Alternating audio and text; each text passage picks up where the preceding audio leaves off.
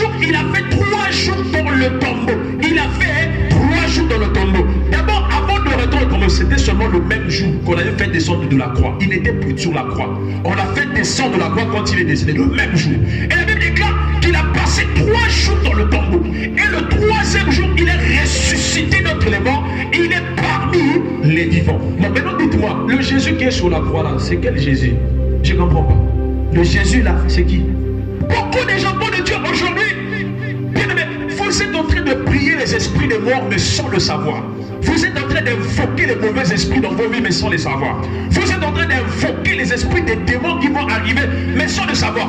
Or, le Jésus que nous prions, c'est un Jésus qui est ressuscité d'entre les morts. C'est pas un Jésus mort, mais c'est un Jésus vivant. Il dit qu'il est vivant, il est ressuscité, il est parmi nous.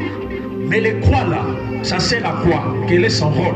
La question qu'un enfant de Dieu doit se poser. C'est pas moi qui le dis, mais c'est la parole de Dieu. Et vous ne pouvez pas se prosterner devant elle. Le problème c'est quoi, bien aimé? Beaucoup des enfants de Dieu auront des problèmes, des sérieux problèmes. La Bible déclare, la Bible dit quoi? Si tu te prosternes devant les croix, ça c'est la parole. Ce sont les commandements que Dieu lui-même, il est descendu. Il a donné à Moïse. Il a dit à Moïse, va donner ces directives à mon peuple. Regarde l'alliance que j'ai tissée avec mon peuple. Donne ça à mon peuple. Va les dire. Les commandements que Dieu lui-même, il a prescrits. Il a écrit ça lui-même. Le Seigneur Dieu a écrit ça lui-même. C'est pas une révélation où il révèle les apôtres par la révélation, les apôtres écrivent. Mais les directives là, c'est Dieu lui-même qui a écrit ça.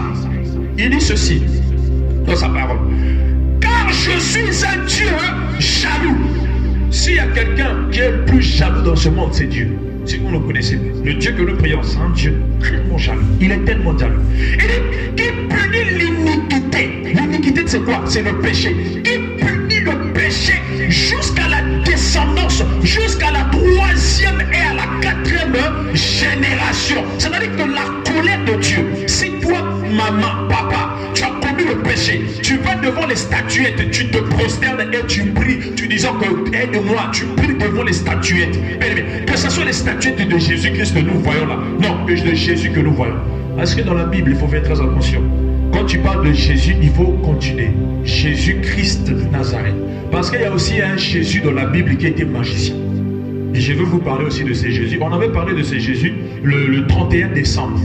Un Jésus qui était magicien dans la Bible. Mais ici, il faut faire très attention. Le Jésus que je te parle. Tu es en train de prier Jésus, aide-moi. Mais tu es en train de prier quel est Jésus? Sors au nom de Jésus. Quel est Jésus? Quel est Jésus? Il y a beaucoup de gens aujourd'hui qui s'appellent Jésus, Jésus, il y a beaucoup de Jésus. Alors, la Bible nous enseigne que le Dieu qui est jaloux a la capacité de punir, de rendre la malédiction. C'est pas moi qui le dis, c'est la parole de Dieu. La capacité de rompre la malédiction, d'envoyer la malédiction jusqu'à la 4e génération. La 4e génération, c'est quoi? Bien aimé de le Seigneur, tu vois, tel que tu es là, tu pêches. Tu te prosternes devant les demi-dieux, tu pêches. Le Seigneur te punit. Ça veut dire quand le Seigneur t'a puni, tu mets au monde, ça veut dire tu mets au monde ton enfant. La malédiction là tombe sur l'enfant. Et ainsi de suite, cette malédiction qui est tombée sur ton enfant, ça s'arrête pas là. Ça tombe encore sur ton petit enfant.